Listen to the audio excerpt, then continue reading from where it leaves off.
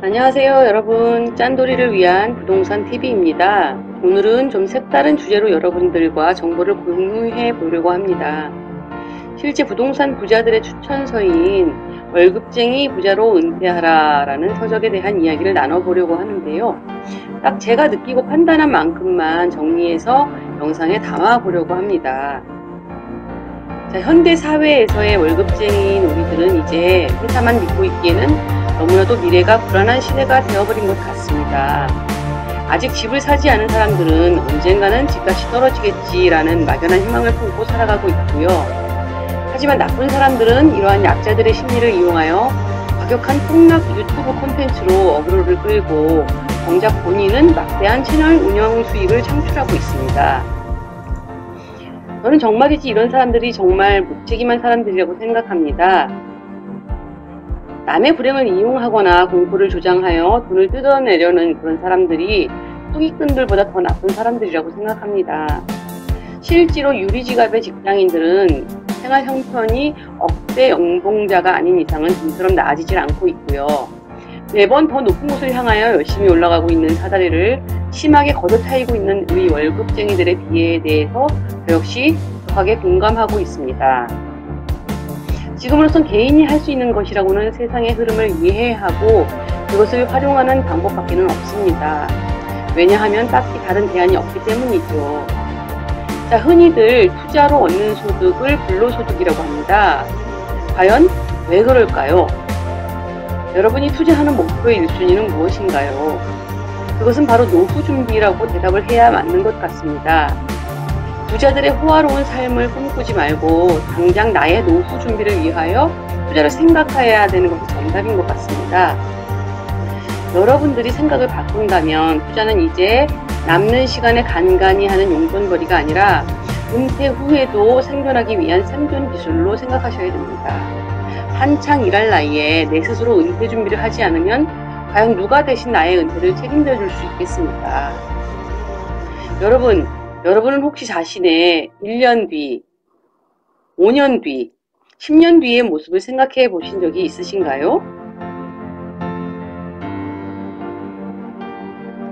현재의 베이비붐 세대의 자녀들은 20대, 30대의 생각을 보통 이래요. 부모를 책임질 의지나 능력이 없을 뿐만 아니라 자신의 자식들에게도 짐이 되기 싫은 그런 마인드를 가지고 있습니다. 혹시 여러분은 미래에 받을 수 있는 국민연금이나 보험이 넉넉하신가요? 국민연금의 수령 시기는 갈수록 점점 늦춰져 가고 있고 예산은 갈수록 바닥을 드러내고 있죠. 정부 복지 정책만 믿고 살기에는 정책은 늘 허점과 빈틈이 만연합니다. 그리고 여러분들이 많이 의지하고 계시는 보험은 어떤가요? 사실상 보험에서의 원금 보장은 무의미한 상품이죠. 매년 상승하는 물가지수와 인플레이션을 모르시는 분들에게 자산 증식의 기회를 빼앗아 버리는 대표적인 상품이라고 전문가들은 말합니다. 자, 다음 물가의 증가는 언제나 내 소득보다 증가폭이 더 크고 많죠. 여러분들도 잘 아시다시피 정말 씁쓸하게도 생전 안 오르는 건 내 월급 주머니와 아이들의 성적이라고 말하곤 합니다. 인플레이션이 발생하게 되면 시장의 통화량이 증가하게 되고 그로 인해 화폐 가치는 점점 하락하게 됩니다. 그 결과 다시 물가는 상승하게 되고 그런 악순환이 계속 반복되고 있습니다. 사실 자본주의 사회에서 안정적인 물가 상승은 경제 성장을 의미합니다. 매년 1, 2% 정도의 경제 성장이 되는데 물가 상승률이 상대적으로 낮게 형성되는 해는 대부분 경기 침체로 이어지는 그런 해라고 볼 수가 있습니다. 자, 이렇게 되면 은행만 예대 마진으로 지속적인 수익을 창출하게 되죠. 예대 마진이라는 말은 무슨 뜻이냐면요. 금융기관이 대출로 받은 이자에서 예금에 지불한 우리 소비자들한테 예금으로 지불한 이자를 뺀 나머지 부분으로 금융기관의 실질적인 수익이 되는 부분이고요. 대출 이자는 높고 예금 이자가 낮아질수록 은행의 수익률은 극대화가 되는 그런 양상을 보이게 되는 것이죠. 자, 여러분, 집값을 올리는 주체가 무엇이라고 생각하시나요? 혹시 돈 많은 기업, 법인 혹은 투기 세력이라고 생각하시는지요? 아닙니다. 이것은 바로 인플레이션이라는 경제 현상 때문에 자연스럽게 상승하는 것입니다. 바로 나의 편견과 선입관 때문에 경기가 비정상적이라서 집값이 상승한다는 그런 착각에 빠져 있다고 생각하시지는 않으신가요? 세상이 나의 생각과 다르게 흘러간다고 세상을 비판하기만 하면 어떨까요? 세상이 바뀔 수도 있지만 사실상 그럴 가능성은 매우 희박하다는 사실을 깨우치셔야 됩니다. 여러분, 자본주의에서 경제체제에서 인플레이션은 필연이에요. 소득의 불평등은 갈수록 심화되어 가고 가계소득은 점점 감소되어 가고 은행이나 대기업 등의 기업 소득은 점점 증가하고 우리 같은 개개인들은 늦은 결혼과 늦은 출산, 고령화로 인해 더 오랫동안 돈을 벌어야 하는 그런 게 현실입니다. 이러한 현실 속에서 투자는 여러분과 여러분 가족의 경제적 안정을 위해서 반드시 해야만 하는 그런 필수라는 마음가짐을 가져야 하지 않을까요? 여러분이 추구해야 할 방향은 시간을 직접 투자하지 않고 돈을 벌 수 있는 그런 방법을 찾는 것입니다. 직장인은 자기의 시간과 돈을 교환하는 그런 방식으로 일을 하고 있지요. 시간을 직접 투자하지 않고 돈을 버는 대표적인 사례는 바로 프랜차이즈 가맹점 본점을 통한 가맹점 수수료와 같은 자본소득을 예로 들 수가 있어요. 여러분은 이제 남는 시간을 투입해서 돈을 버는 사람에게 시간과 무관하게 돈을 버는 사람으로 변화해야 한다고 생각을 합니다. 여기서 중간 요약을 한번 해볼게요. 여러분이 시간과 무관하게 돈을 버는 방향으로 가지 못하는 이유가 과연 무엇일까요? 자본주의 사회에서 인플레이션은 필연이기 때문에 현금의 가치가 점점 떨어지지만 여러분 방법과 절차를 배울 기회가 거의 없어요. 또 시도하더라도 경험 없이 홀로 위험 부담을 감수하기도 어렵습니다. 경험과 역량을 찾기 위한 창구도 없고요. 노하우를 습득하기 위해서 무엇을 갖춰야 할지도 지금 모르고 있는 게 현실입니다. 우리 현실은 실패가 의미하는 그런 큰 가치에 대해서 매우 인색하고 또 실패했을 때 보호받을 사회적인 안정망도 존재하지 않습니다. 속된 말로 그냥 망하는 것이죠. 성공담은 널려있지만 실패담은 그 누구도 귀담아 듣지 않습니다. 그렇기 때문에 실패한 사람들은 자신의 실패담에 대해서 용기 있게 더 말하지 못하는 것이고요. 우리의 현실은 매우 양극화가 되어 있습니다. 가계, 기업, 정부, 이 경제의 3주체가 가지는 부의 비율은 이전과 다르게 매우 큰 격차를 보이고 있고 또한 저금리, 저출산, 저성장의 무한 반복. 그리고 우리나라는 지금 OECD 국가 중에서 65세 이상의 노인 빈곤율이 1위라는 그런 불명예까지 갖고 있다는 사실은 여러분들이 혹시 알고 계신가요? 가장 위험한 건 작은 위험을 감당 못하고 결과가 뻔히 보이는 상황임에도 불구하고 스스로 변화하지 않는 자세에 있어요.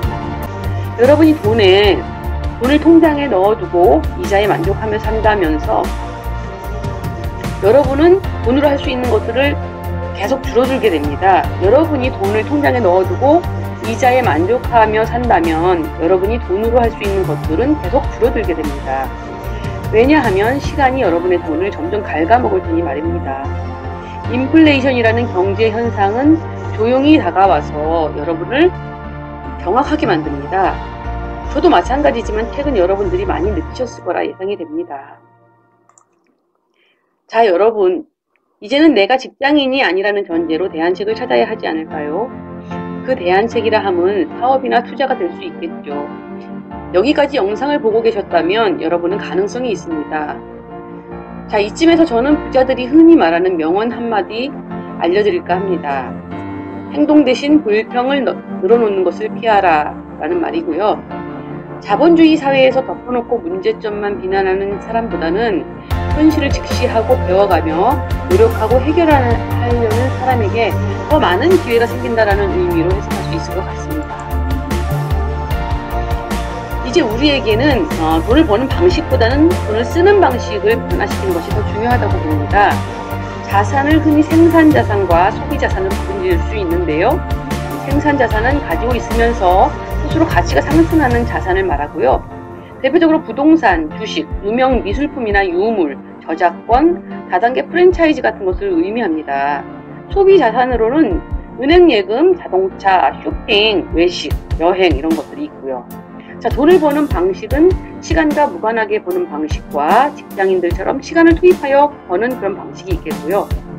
그럼 이제 돈을 쓰는 방식을 살펴볼까요? 생산 자산을 구입하는 방법과 소비 자산을 구입하는 두 가지 방법이 있습니다. 자산가나 부자들 혹은 직장인 투자자나 자영업자 투자자들은 주로 생산 자산을 구입하는 데 돈을 쓰고, 호화로운 생활을 좋아하는 사람이나 재테크에 무관심한 직장인 혹은 자영업자들은 소비 자산을 구입하는 데 주로 돈을 쓰는 성향이 있어요. 물론 소득 수준이 일정 수준 이하면 어쩔 수 없이 엔게이지 수가 높다 보니까 소비 자산 위주로 돈을 쓸 수밖에 없는 현실은 그냥 인정할 수밖에 없네요. 자, 다음에서 보시면 투자는 끈기가 필요한 장기전이기에 참을성 있게 지켜봐야 한다는 점을 명심하셔야 됩니다. 직장을 다니며 모을 수 있는 최대한의 돈을 확보하고, 될 수 있으면 소비 자산이 아닌 생산 자산에 돈을 써야 합니다. 물가 상승 속도에 비해 우리의 연봉은 그리 많이 오르지 않습니다. 물가는 매달 매순간 오르지만 연봉은 1년에 딱 한 번만 혹은 그 이하로 오를 뿐이죠. 그리고 여러분의 소득 구간이 일정 부분을 넘기게 되면은 세금도 점점 증가하게 됩니다. 그렇게 되면 실질 구매력은 점점 하락하게 되고, 우리가 계속 일만 하게 된다면 이러한 악순환은 지속적으로 반복이 되겠죠. 그나마 우리가 일을 하고 있는 동안에는 현상 유지가 가능합니다. 하지만 여러분, 은퇴 이후의 삶에 대해서 생각해 보셨는지요? 자, 직장인의 월급 이외에 소득 창출 6단계를 정리해 보았습니다. 첫 번째, 직장에서 열심히 일을 하고 월급을 받는다. 두 번째로는 소비자산의 지출을 최소화한다, 절약을 하라는 말씀이죠. 세 번째로는 남은 돈을 모은다, 자본화하라는 의미입니다. 네 번째로는 모은 돈으로 생산자산을 산다, 투자를 하라는 말씀이죠. 다섯 번째로는 1에서 4단계를 반복하여 점점 규모를 키운다. 이것이 바로 자산 시스템을 만드는 과정이에요. 여섯 번째는 시스템으로부터 이제는 일하지 않고도 소득을 얻는다입니다. 단 투자할 때 1순위의 고려 대상은 투자 수익이 인플레이션을 상쇄하는 수준인지를 체크하여야 합니다. 물가 상승률보다 낮은 투자 수익은 수익이라고 말할 수도 없기 때문이죠. 자, 다음은 투자 시 특별히 고려해야 할 점에 대해서 설명드려 볼게요. 우선 투자의 대상으로 부동산을 많이 선호하는데 그 이유는 바로 레버리지 효과 때문입니다.